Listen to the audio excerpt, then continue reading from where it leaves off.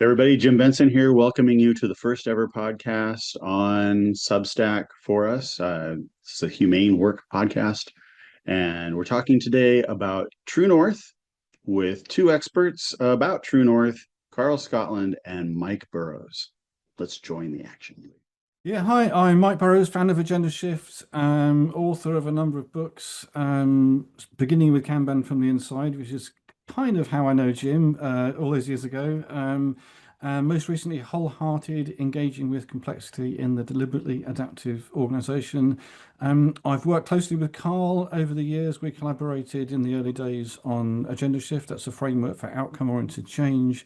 And as that's morphed into leading with outcomes over the years, Carl's been heavily involved in all of that. So it's great to be with you guys.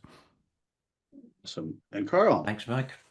Karl Scotland, Lean and Agile Coach and Consultant is my generic title. Kind of think of myself as more of a strategic agility coach. How do we use Agile strategically, strategy deployment? X Matrix is my tool of choice, my preferred go-to way of visualizing that, and the taste framework. And yeah, kind of outcome oriented is the phrase we coined with Mike for agenda shift and that sort of work. And then the X Matrix as a visualization tool is kind of why I'm working with Jim around obeyers and visual management and all that good stuff. And I'm Jim Benson, host of the podcast and from Modus Institute, Modus Cooperandi, from Kanban, personal Kanban, and all those things. And over the years, the three of us, in one way or another, loosely or together, have worked to advance how groups of people come together, align, and get work done. And it has been thrilling in the ridiculously long time I've known both of these guys. How when we got together, we had an idea, we're going to visualize work in these columns and things like this, how we've all evolved in our thinking beyond that, and how business has evolved and how the visualizations that we have at our disposal have evolved. And so today we're here to talk about one thing, which is about True North. And what the three of us have all found is that it's very difficult for us to get people to come up with a true north for their project, for their organization, for their direction in general. And both Mike and Karl, in their own ways, have taken this idea and advanced it. Karl and I are teaching a True North workshop in 1 week's time. But the real reason for this isn't necessarily that. It's just to talk about why is it so difficult for us as humans to have a single vision and work towards it. Mike, can you tell us a little bit about the agenda shift True North? Like, how do you deal with it? What do you think of True North, and what does it mean to you? Yeah, I mean, the agenda shift True North, I mean, it's something that I came up with, and I think that's probably the right word. It seems like it's one of these sort of inspired things, and I couldn't tell you exactly how it happened. It wasn't the product of an exercise. But it was a way of describing in a non-prescriptive way, what it would be like when we had things working well. And you'll see some influences of lean and agile in there, but in a very non-prescriptive kind of way, and trying to steer away from their jargon as well. And when you start to get into, naming things like lean and agile, people have different understandings of what they mean. And when you use jargon, you might think that makes things more precise, but it can have the opposite effect, because either we understand things differently or we react to them very differently. So I've worked very hard to try and find some sort of friendly, engaging language. The vast majority of people can engage with, buy into, to the extent that sometimes reflecting on the True North statements I came up with has actually been a cathartic experience for some groups. Their work environment is so different, and for them it was amazing to actually imagine that it could be so much better. So what I came up with, it's a combination of a bit of some of you might be familiar with the idea of the ideal. That might be a reference to Akov's idealized design, but there are other ways of thinking about the ideal. There's a sense of it being at multiple scales of organization, not just a team thing, but an organizational thing. There's a sense of collaboration, which you get from Agile. There's a sense of flow, which you get from Lean. And also this concept of the conversations we have in our organizations, the discourse of the organization, if I use a perhaps slightly more technical term. But organizations are, you know, almost going into cliche, but organizations are made of people, and they're made of people that talk to each other. Organizations are, you can't get away from this. You might hate the term, but organizations are social constructs. Without those conversations, they would not exist. Take all the people out of the organization, replace them with a different set of people, it would be a different organization. You just can't get away from those things. So the words I came up with, everyone able to work consistently at their ideal best. Individuals, teams, between teams, across the organization and beyond. Right conversations, right people, best possible moment. Needs anticipated, met at just the right time. And that it perhaps was edited a couple of times in the early weeks and months of that, but that has lasted me best part of 10 years. It served me very well. And what it was the beginning of was a sort of the practice of describing things non-prescriptively. So if you look at our assessment tools, for example, all the prompts in the assessment tools very carefully worded, not to prescribe a particular practice, but much more to describe what it would be like when we get things right. And that makes so much more opportunity for people to contribute their own ideas.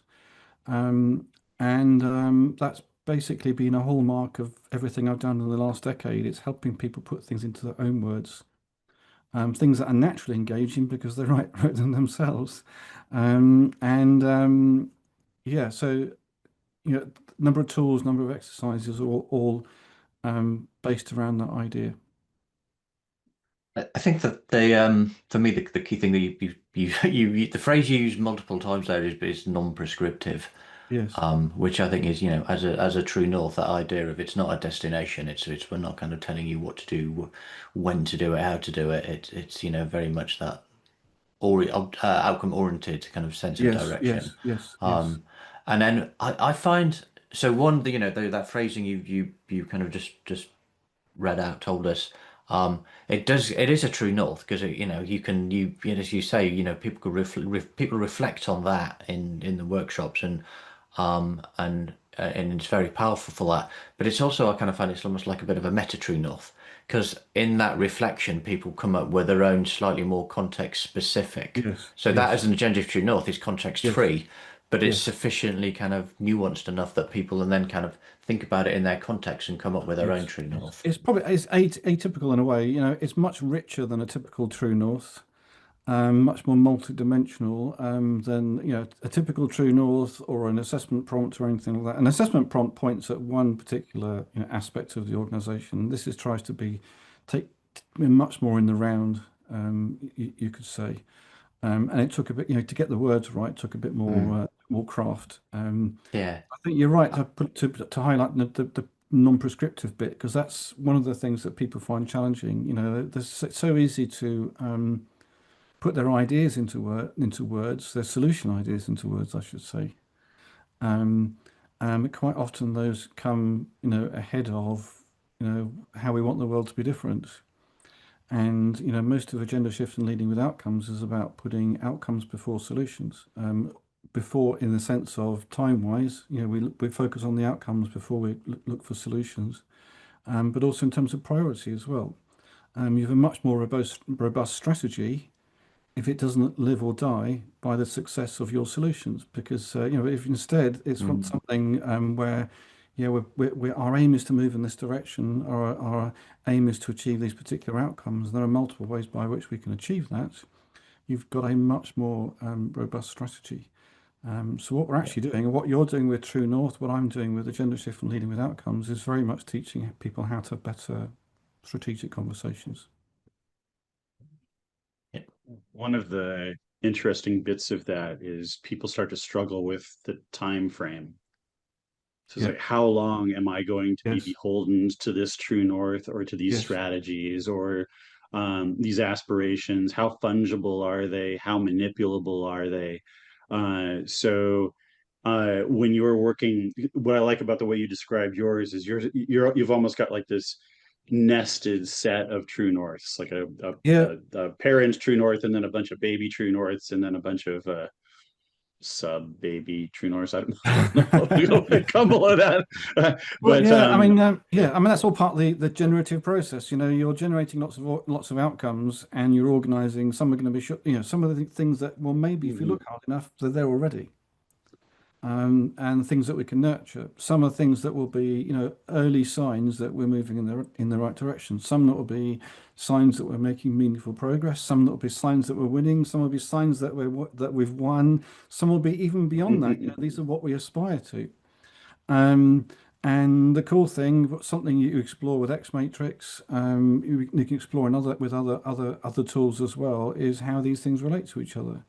And there's a sense that you are, you could say you're on a journey, um, mhm. but that sort of makes it sound perhaps a little bit too linear. What actually happens Yeah. in practice is much cooler than that.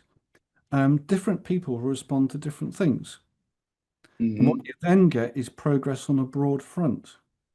mhm, What you then get is not trying to find a solution to plug a solution-shaped hole, which never exists.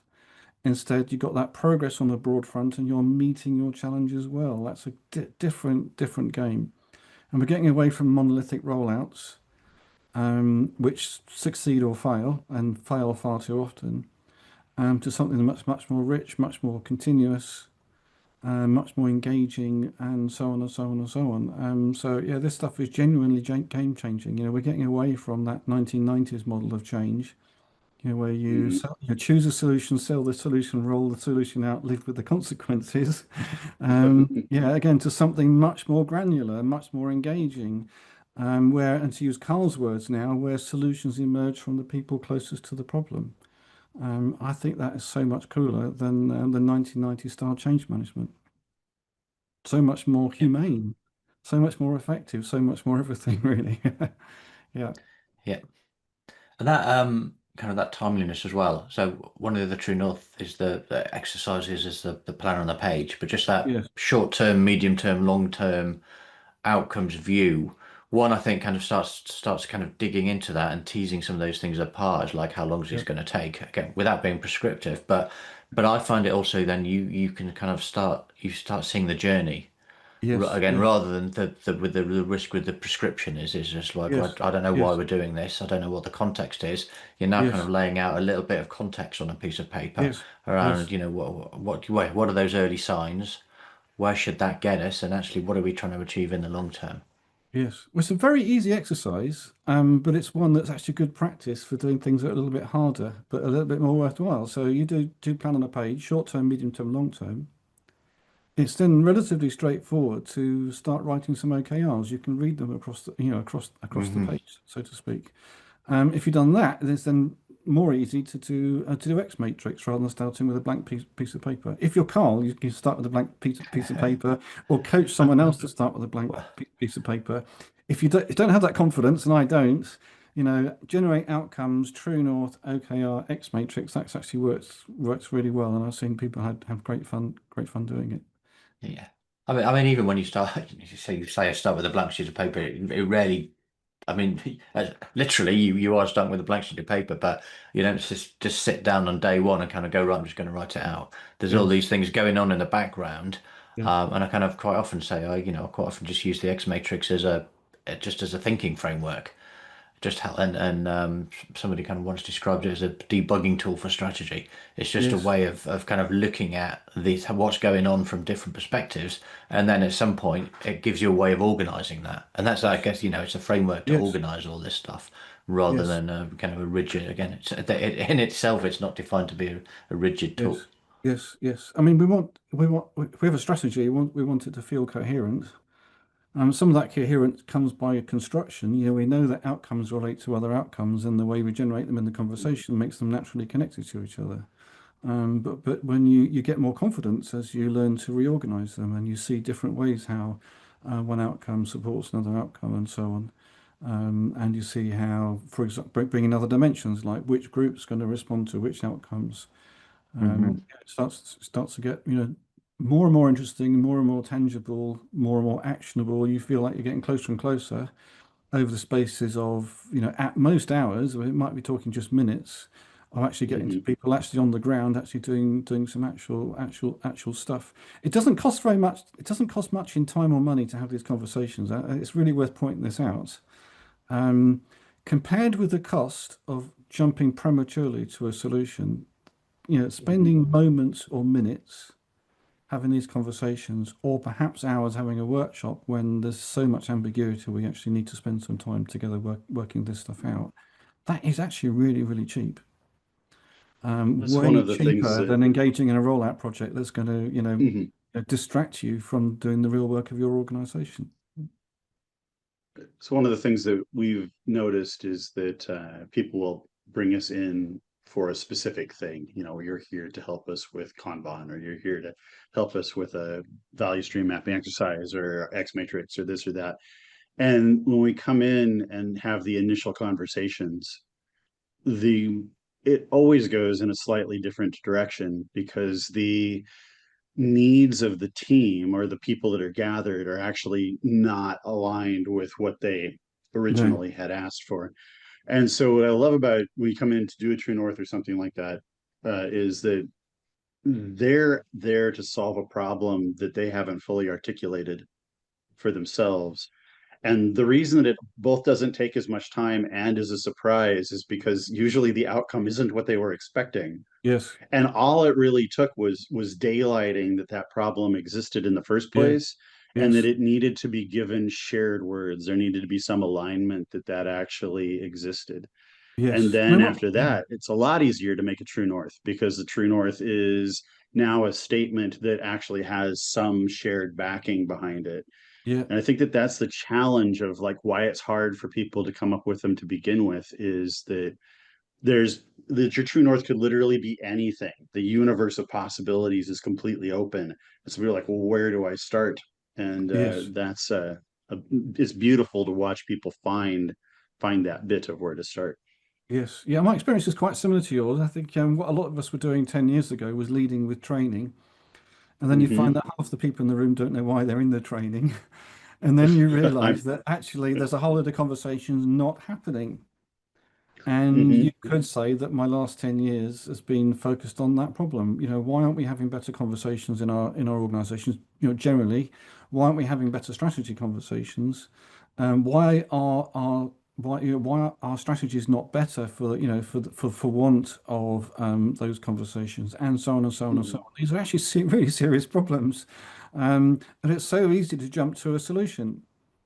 And it sounds like you're sort of dodging the issue by saying we need to be non-prescriptive, but actually what we're enabling is for people to articulate what the real needs are, what the real Hmm. desires are, what we hope to achieve, and that's powerful. And then the motivation is actually built into the work rather than you Yeah. being in a situation of selling the solution to people. And I got increasingly uncomfortable with selling, and I found it, quite often, led to you know, undesirable end Yeah. results. Yeah, I think that the word prescriptive is interesting because it means something, but the way that we're using it, it actually means a little bit more. And so it could be like yeah. prematurely scriptive. Yes, well, yes. Well, it implies a diagnosis as well, but you're coming in with a Yep. solution without actually having to, spent the time actually in that Yeah. context. It just shows.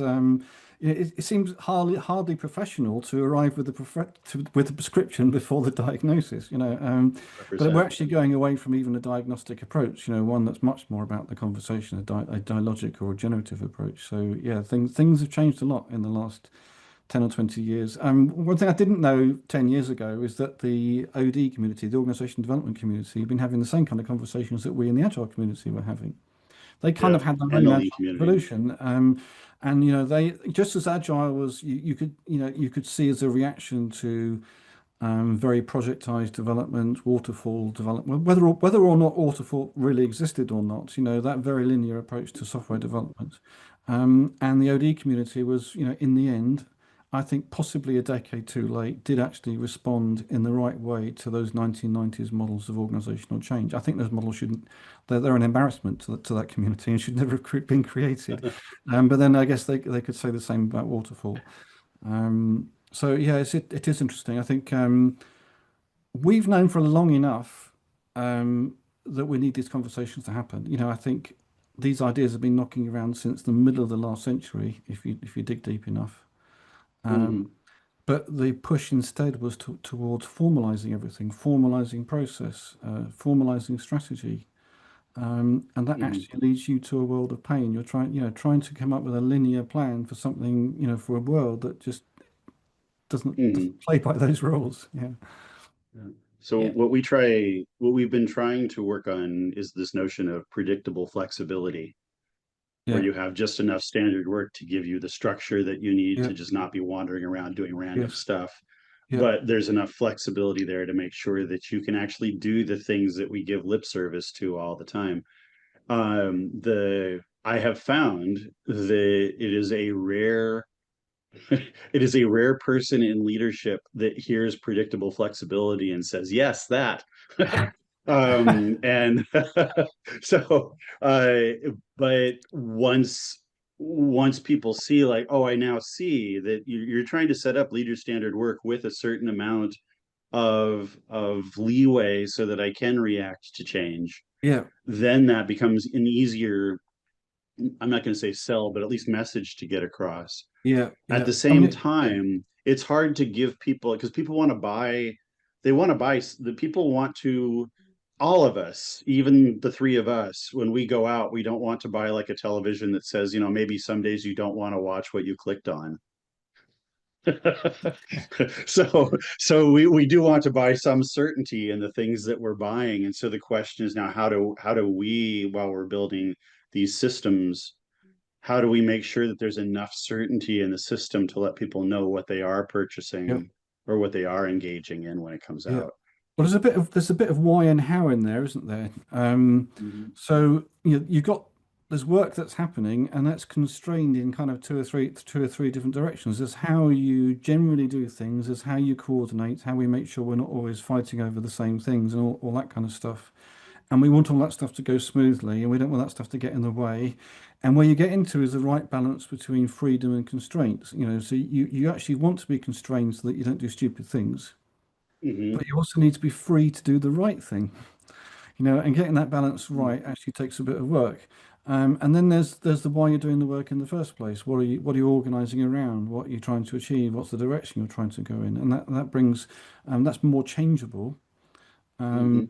and comes with a bit more agreement or perhaps direction from a manager or something. But yeah, getting that, what do you call it? Flexible something. Predictable flexibility, Predictable yeah. flexibility, yeah. I mean, there's those why and the how dimensions to it, and you don't want your, as I said, you don't want your coordination system to be too prescriptive or too limiting or too free. But also the things that set your direction, and this takes us back to true north as well. Yep. They need to be ambiguous enough that you're not closing off appropriate solutions, but they also need to have enough clarity about them that we're actually going to move in, together in the right kind of direction. Yeah. And there's a bit of there's a bit of work to be done to get that balance right. Yeah, one of the ways I started off kind of talking about True North in terms of it being concrete. So it wasn't just kind of woolly, fluffy, we're going to be the Yeah, best, we're going to be yeah, number one in our yeah, market. yeah, But kind of realized that actually you do, I kind of sticking to C words, I kind of use the word cryptic, but ambiguous is probably yeah, the more natural yeah, word. But yeah, but we want some level of ambiguity in there because we want it to be concrete enough to kind of be able to imagine what it's going to be like. But we don't want to define a solution and make it yeah, so yeah. concrete. So yeah, there's something in between that's the sweet spot. Yeah, yes. I mean, there's too ambiguous where you can't even agree what it will be like, or at least not to a useful enough extent. Yeah, exactly. It's just And not there's it's just too not and there's useful. too It's like, what do I do with yeah, that? Well, how yeah, does that help me make yeah, decisions and and take action? there's too concrete where you are closing off options unnecessarily. Yeah, Mhm. Yeah. Where you're dictating. Exactly. Yeah. Exactly. Yeah. I kind of you talked about freedom to constraints, and yeah, that's kind of um when I talk about back briefing, that's one of the kind of things I want part of that back briefing process. And we talked about True North being, people finding difficult. I kind of find people find that difficult as well. People naturally know what their constraints are. It's like, yeah, yeah, we can't do this and we can't do that because they're usually overly constrained. And you start Yes. asking people what their freedoms are. It's like, what can you do? Yes. And that's like I don't know. I Yes. don't. So having people think through that, but recognizing there are some constraints in there. There's even if it's just Yeah. something as simple as budgetary constraints, you can't go off and like spend the entire company's budget on this. And there might be some technology constraints in there. There's probably some in there, but there's probably an equally large list of freedoms that people can do.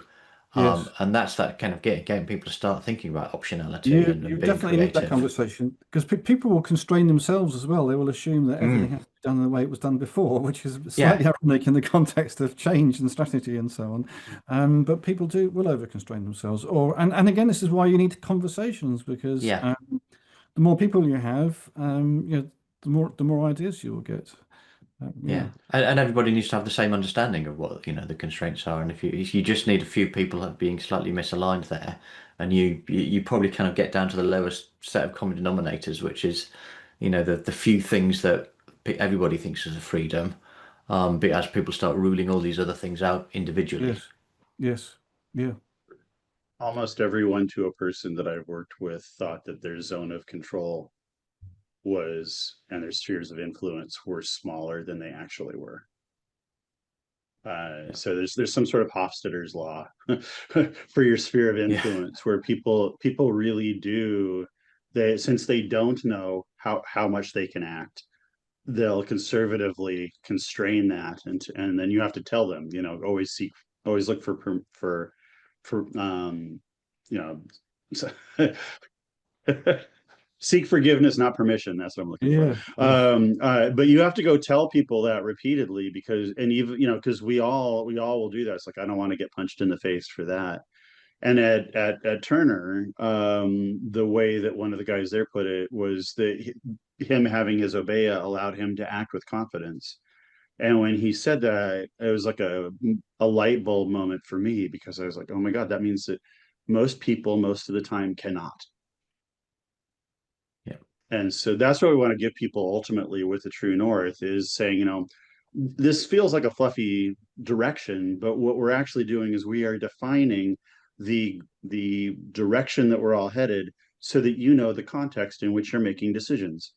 And then you can make them more confidently, because you know what Yes. type of information to go gather and what Yes. impacts your thing, your Yes. your decision will have. Yes. Yes. Yeah. Yeah. Well, context is crucial. And again, this is why conversations are so important. If people aren't actually talking to each other about these kinds of things, then strategic decisions are going to be made lacking operational context, and operational decisions will be made lacking strategic context. And in the Mm-hmm. latter case, people